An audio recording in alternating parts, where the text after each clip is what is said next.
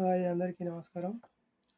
చూశారు కదా bank Nifty levels మనం వీక్లీ లెవెల్స్ వేసుకున్నాం. అదేవిధంగా డే లెవెల్స్ వేసుకుందాం అనుకున్నాం. నిన్నటి నుంచి ఎంత పర్ఫెక్ట్గా పనిచేసాయో ఒకసారి చూద్దాం, అబ్జర్వ్ చేద్దాం. బ్యాంక్ నిఫ్టీ 15 మినిట్స్లో ఉంది ప్రజెంట్. చూడండి, నిన్న గ్యాప్ డౌన్ ఓపెన్ అయింది. గ్యాప్ డౌన్ అంటే ఈక్వల్గా ఓపెన్ అయింది. ఇంచుమించుగా ఓపెన్ అయ్యి ఎక్కడైతే మన లైన్స్ ఉన్నాయో, మన వీక్లీ లైన్స్, ఆ వీక్లీ లైన్స్ కింద ఓపెన్ అయ్యి కిందికి వచ్చేసింది. మనం ఏదైతే డే లైన్ వేసుకున్నామో ఆ డే లైన్ కూడా ఒక గ్రీన్ క్యాండిల్ తర్వాత మళ్ళీ బ్రేక్ అయింది.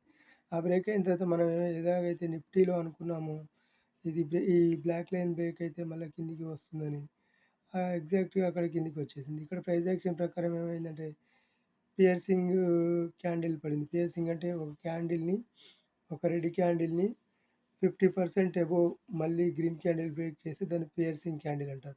పియర్సింగ్ క్యాండిల్ బ్రేక్ అయింది కనుక ఇక్కడ నుంచి ఈజీగా మళ్ళీ పైకి వెళ్ళడానికి చూస్తుంది. ఎంతవరకు పైకి వెళ్ళడానికి చూస్తుంది అంటే దాన్ని కూడా చూసుకోవచ్చు. మళ్ళీ ఈ రెడ్ క్యాండిల్ వరకు పైకి వెళ్తుంది. అలా కూడా చెప్పుకున్నాం మనం.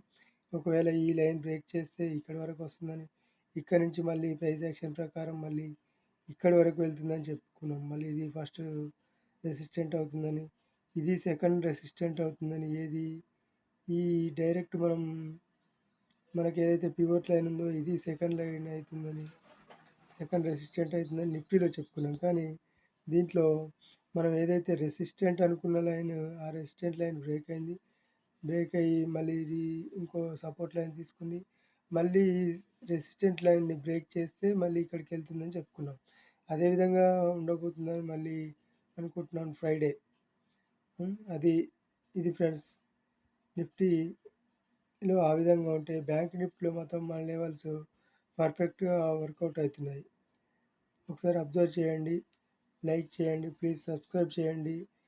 సబ్స్క్రైబ్స్ పెరిగితేనే నాకు కూడా ఇంట్రెస్ట్ ఉంటుంది చేయడానికి.